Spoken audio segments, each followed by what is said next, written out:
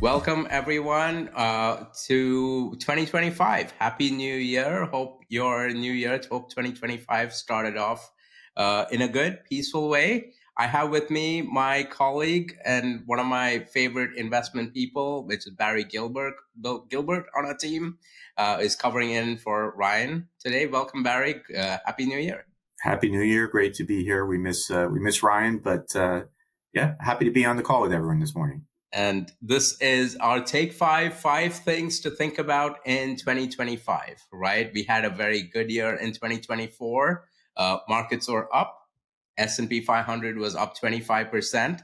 We didn't have much volatility, right, Barry? I mean, that was maybe a bit of a surprise, the fact that we didn't have volatility. The average year sees just about a 14% pullback. And the largest pullback we got in 2024 was 8.5%. Yeah, fairly calm year for markets, fairly steady year for markets overall. Sonu, do you expect that we can launch into the five things? Yeah, and what would you think about that guideline when it comes to next year? Yeah, and that's our number one thing that I'm thinking about. I wouldn't be surprised. I should say we wouldn't be surprised if we get a double-digit correction or pullback, right? Like I said, the average pullback per year is about 14%. Yeah, don't be surprised if we see a 10% pullback sometime in 2025. I think that's the number one thing you're thinking about. Yeah, and part of that is that kind of pullback would be normal. If we have that kind of pullback, people are going to panic. But that's just the way that markets function. Markets are volatile. If you get a 10 to 15% pullback, really, generally speaking, you see what happens. But the guideline is take it in stride. Exactly. And that gets us to number two as well, which is, hopefully all of you listening to this are invested for the long term. And number 2 point that we're thinking about is it's time in the market that counts. It's not timing the market, right, Barry? Yeah, trying to time the market probably does more damage to the long-term returns of portfolios than any other decision that you make. So those timing efforts are difficult. People tend to jump out of markets at the worst possible time. You can think of March in 2020. You can think of October in 2022. That's when people are typically running away from markets. Oftentimes, that's actually the best time to invest. So I think that that's a really important one to keep in mind. Right. And if you just look at a daily time frame, markets are positive only about just over half the time, 53% of the time. If you look at a monthly time frame, markets are positive about 60% of the time, which is slightly better. But if you give it 5 years, markets are positive over 80% of the time, at least looking back in history. And if you wait 20 years, markets have been positive, 100% of the time. Again, this is the historical perspective. So again, number two, it's time in the market that counts, not timing the market. Number three is something that is very salient right now related to politics, right? I mean, we are going to have President Trump inaugurated in about 3 weeks for his second term in office. And, politics has been front and center across 2024. But number 3 point is don't mix politics with investing, right, Barry? Yeah, it's so common. We know people who are on the conservative side who jumped out of markets for President Obama or for President Biden. We know people on the liberal side who jumped out for President Trump's first term and are thinking about doing it for the second term. As a matter of fact, I had a conversation recently with a friend saying, should I jump out of the markets? And I said, no, just not.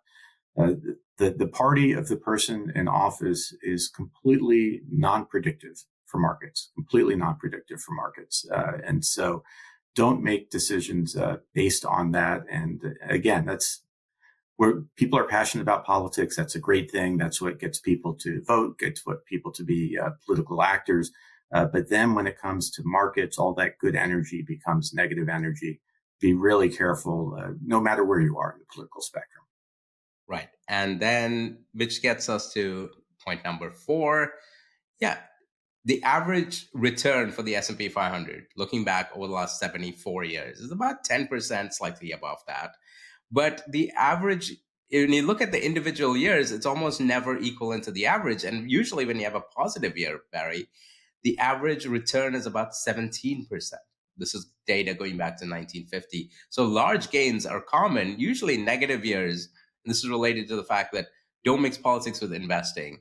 But negative years, what it's related to more often than not are recessions. And we don't think a recession is likely in 2025, which means, you're likely to have a positive year. And when you have a positive year, large gains are more common.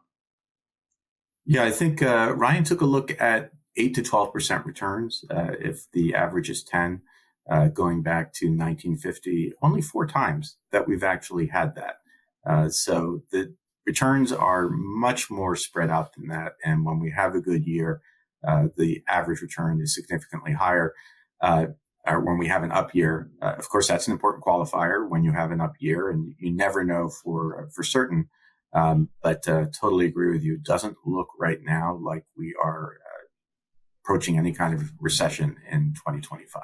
Right. And just one final stat on that, 22 times, 22 years out of the last 75 years, the S&P 500 has gained over 20% in that calendar year, versus 21 times it was actually negative. So the S&P 500's had a 20% plus return over a calendar year more often than it was actually negative, looking back at the data. So that is number 4. Number 5 is a bit of a favorite of mine, Barry.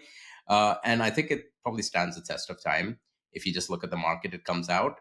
Don't underestimate U.S. corporations, U.S. companies, and their ability to navigate political headwinds, political tailwinds, geopolitical headwinds and tailwinds, and create profits for themselves and pass that on to shareholders, right?